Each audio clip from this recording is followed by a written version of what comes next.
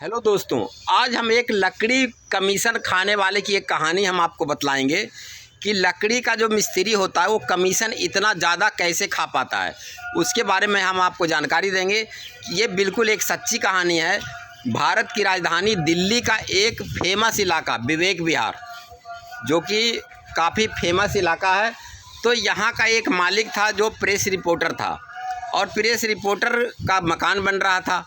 उसमें हुआ क्या कि जब उसका मकान बनने के लिए स्टार्ट हुआ तो फिर बिल्डर ने कहा कि भाई अब वो लकड़ी वाला मिस्त्री को बुला लो और इसके लिए चौखट का लकड़ी, पल्ले का लकड़ी, ये सारा खरीदवा लो और फिर ये बन के तैयार रहेगा तो हाथ के साथ लगता रहेगा। तो उसने प्रेस रिपोर्टर ने भी हाँ भर दी। अब वो जो है लकड़ी का जो मिस्त्री था, कारपेंटर था, वो क्या किया, ले गया टिम्बर के यहाँ, मालिक के यहाँ। टिम्बर मालिक के यहाँ ले जा कर के उसके लिए चौखट की लकड़ी, विंडो की लकड़ी, खिड़की की लकड़ी और जिसके पल्ले बनते वो सब सारे लकड़ियाँ उसको खरीदवा दी। सब ये कह के खरीदवा दिया कि ये कोई मरांडी है, कोई मलेशिया साल है, कोई सागवान है। ऐसे कर कर के मतलब उसने ये बता दिया कि पट्टा सागवान का बनेगा, ये जो चौखट है वो मलेशिया साल का बनेगा। इस तरह से कर कर के उसने सारी लकड़ियाँ खरीदवा दी। अब हुआ क्या, कैसे पता चला कि ये इतना कमीशन खाया है? तो वो सारी लकड़ियाँ उस टाइम की बात है, आज की बात नहीं है, ये लगभग 2 साल पहले की बात है। उसने कुल 4.5 लाख रुपया का लकड़ी खरीदवा दिया और पूरा लकड़ी खरीदने के बाद वो साइड पे आ गया। अब साइड पे आने के बाद जब मकान बन रहा था उसके बराबर में एक गोदाम था जिसमें कि वो सामान रखने के लिए किराए पे लिया था। तो उसमें सामान सारा रखा गया और वो जब वहाँ लकड़ी रखा गया कि भाई यहीं से चौखट और विंडो बनेगा और यहीं से ही लगता रहेगा।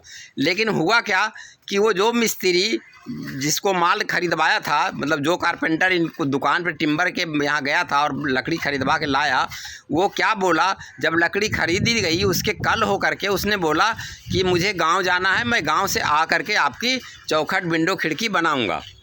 लेकिन ऐसा हुआ नहीं।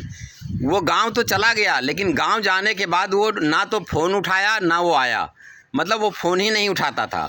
फिर उसको बिल्डर ने बोला कि भाई यदि वो नहीं आ रहा है तो क्या उसके वजह से काम बंद किया जाएगा? नहीं। तो फिर इन्होंने क्या किया कि दूसरे जो है कारपेंटर को बुलाया गया, मतलब लकड़ी मिस्त्री को, कि भाई जो चौखट बनाया जाए और मकान में लगने की बारी आ गई है तो अब तो बनाना ही पड़ेगा। तो इसने दूसरे मिस्त्री को बुलाया और जो लकड़ी खरीदवाया था वो सीधा मतलब 4.5 लाख में से लगभग वो 1.5-2 लाख रुपया टिम्बर मालिक से कमीशन लेकर के वो घर चला गया था। अब उसकी पोल इसलिए खुल गई कि जब दूसरा लकड़ी मिस्त्री आया तो जब उसके बारे में वो जानने लगा कि भाई इसमें सागवान का लकड़ी कौन है, तो कौन सा मलेशिया है, कौन सा साल है, कौन सा सफ़ेदा है। अब वो सारी लकड़ियाँ को जब वो देखने लगा तो उसने मालिक से कह दिया कि इसमें तो कोई भी सागवान की लकड़ी है ही नहीं है, ना तो कोई मरांडी है और ना ही इसमें कोई साल की लकड़ी है, ये सारे जंगली लकड़ी है। अब ये प्रेस रिपोर्टर का दिमाग ख़राब हुआ। प्रेस रिपोर्टर को गुस्सा आया और वो बोला कि चलो मेरे साथ दुकान पे बोलोगे? मिस्त्री ने बोला हाँ बिल्कुल बोलेंगे, कि नहीं है, ये सब ज़्यादा जंगली लकड़ी है। अब वो प्रेस रिपोर्टर जो था उसको गाड़ी में बिठाया और टिम्बर मालिक के पास पहुंच गया। टिम्बर मालिक के पास जब गया तो ये भी प्रेस रिपोर्टर था, अपना धौंस दिखाने लगा कि भाई ऐसे कर दूंगा, ये कर दूंगा, वो कर दूंगा, बंद करवा दूंगा। तो टिम्बर मालिक ने बताया कि भाई देखो, इसमें मेरी कोई गलती नहीं है, जो तुम्हारा मिस्त्री था उसने इसमें से 2.25 लाख रुपया कमीशन खाया है और वो खुद जब आपके जाने के बाद वो दोबारा मेरे दुकान पे आया और सारा लकड़ी को चेंजिंग करवाया है। तो लेकिन फिर भी प्रेस रिपोर्टर बोला कि जब मालिक मैं था तो उसके कहने से क्यों तुमने चेंज किया? इसका मतलब तुम भी उससे मिले हुए हो। तो लेकिन प्रेस रिपोर्टर के पास ताकत, हिम्मत और सोर्स के कारण वो टिम्बर मालिक से 2.25 लाख रुपया वापस ले लिया। चाहे तुम मिस्त्री को दिए हो उसका मुझे मतलब नहीं है, मुझे तुमसे पैसा चाहिए, या तो फिर मेरा लकड़ी चेंज करके दो। फिर टिम्बर मालिक ने लकड़ी तो चेंज नहीं किया, लेकिन 2.25 लाख जो है प्रेस रिपोर्टर को वापस कर दिया। तो दोस्तों वो तो प्रेस रिपोर्टर था, उसके पास हिम्मत था, पहुंच था, ताकत था, इस वजह से उसने टिम्बर मालिक से पैसा ले लिया।